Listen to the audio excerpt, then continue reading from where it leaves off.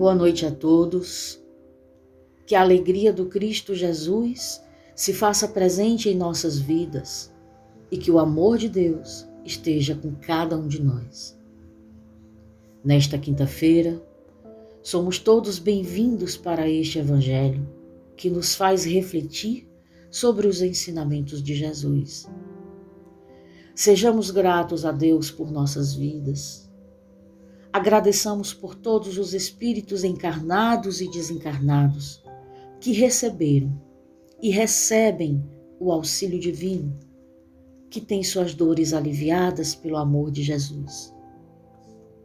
E por aqueles que ainda não conhecem a verdade divina, revelada através do Espiritismo, pedimos que a graça dessa luz que vem do alto chegue aos corações e consciências e que sejam todos tocados para a prática do bem, do respeito, do cuidar, do sentimento fraterno e da vontade de cada vez mais aprender e ir caminhando em busca da paz e do amor.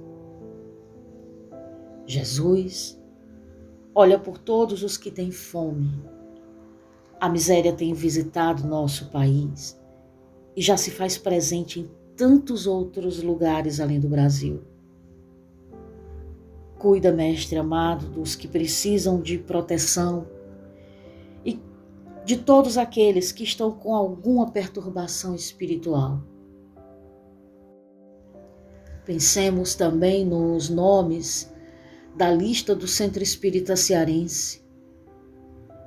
Aproveitamos este momento de sintonia com a espiritualidade maior e pedimos por nossa casa espírita, pelos trabalhadores que tanto se empenham nos estudos da doutrina e que também se esforçam cada vez mais na obra do bem.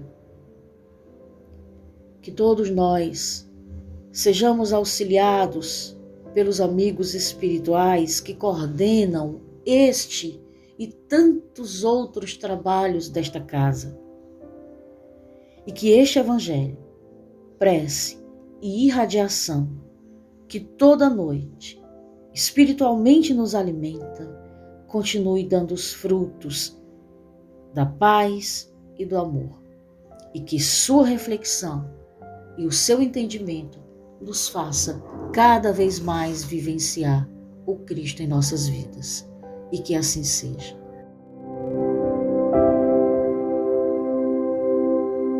E agora vamos à leitura do Evangelho segundo o Espiritismo, capítulo 22. Não separeis o que Deus juntou. O tópico é o divórcio, no item 5, segundo e terceiro parágrafos. Nem mesmo Jesus consagrou a indissolubilidade absoluta do casamento. Não disse ele: foi por causa da dureza dos vossos corações que Moisés permitiu despedisseis vossas mulheres? Isso significa que, já ao tempo de Moisés, não sendo a afeição mútua a única determinante do casamento, a separação podia tornar-se necessária. Acrescenta, porém, no princípio não foi assim, isto é, na origem da humanidade, quando os homens ainda não estavam pervertidos pelo egoísmo e pelo orgulho, e viviam segundo a lei de Deus, as uniões, derivando da simpatia e não da vaidade ou da ambição, nenhum ensejo davam ao repúdio. Vai mais longe. Especifica o caso em que pode dar-se o repúdio, o de adultério. Ora, não existe adultério onde reina sincera afeição recíproca. É verdade que ele proíbe ao homem desposar a mulher repudiada, mas cumpre se tenham em vista os costumes e o caráter dos homens daquela época. A lei mosaica, nesse caso, prescrevia a lapidação. Querendo abolir o uso bárbaro, precisou de uma penalidade que o substituísse e a encontrou no opróbrio que adviria da proibição de um segundo casamento. Era, de certo modo, uma lei civil substituída por outra lei civil, mas que, como todas as leis dessa natureza, tinha de passar pela prova do tempo. Muito boa noite, caríssimos irmãos. No início da nossa leitura, já nos deparamos com o conceito de divórcio, que nada é mais do que uma lei humana, cuja finalidade é separar legalmente o que já estava de fato separado. Lembramos que a lei humana é mutável e que é totalmente diferente da lei divina. Esta é imutável, como todas as leis de Deus, que regula a união entre os sexos e a lei do amor. Quando Deus disse, sereis uma mesma carne, e quando Jesus disse, não separeis o que Deus juntou. Isso deve ser entendido com relação à união pela lei imutável de Deus, e não pela lei mutável dos homens. Deus quis que os seres fossem unidos não somente pelos laços da carne, mas pelos laços da alma, a fim de que a afeição mútua entre os dois, ou duas, fosse transmitidas aos seus filhos, e que fossem dois, em lugar de um, a amá-los, a cuidar deles e fazê-los progredir.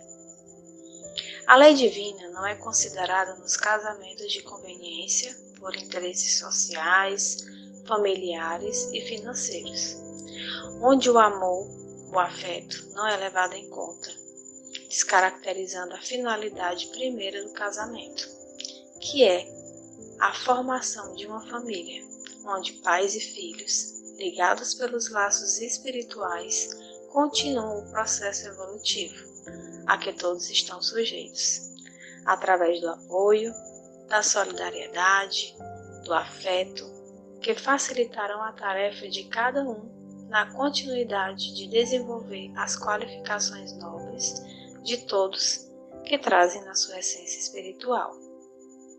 A lei divina também não é considerada nos casamentos onde se confunde atração física, o querer possuir alguém que lhe satisfaz suas necessidades, oriundas da vaidade, do orgulho, do egoísmo, com o sentimento do amor, que leva quem ama a querer o melhor para o outro, antes de querer para si.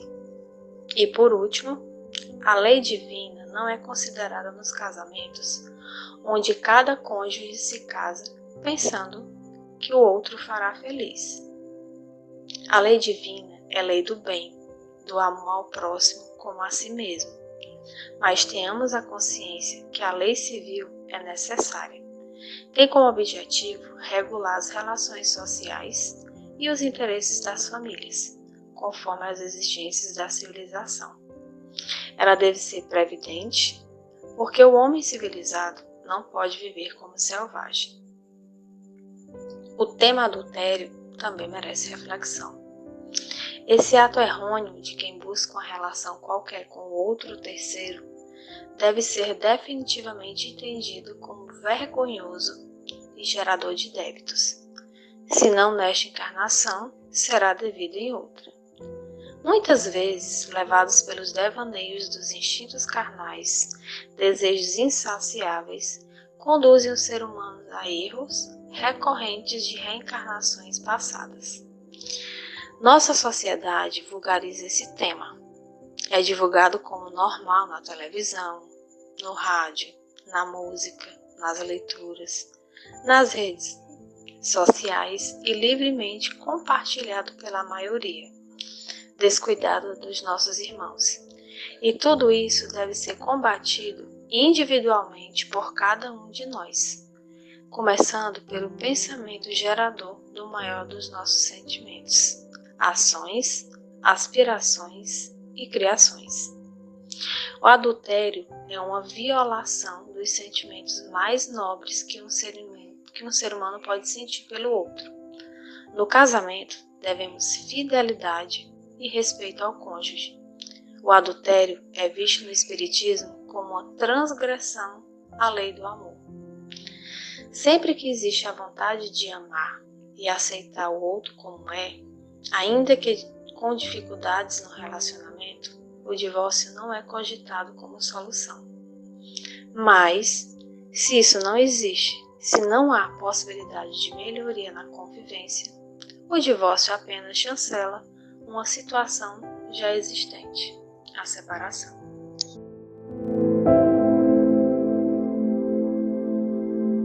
Diante de tanta luz, nos sentimos devidamente harmonizados após participarmos do nosso Evangelho.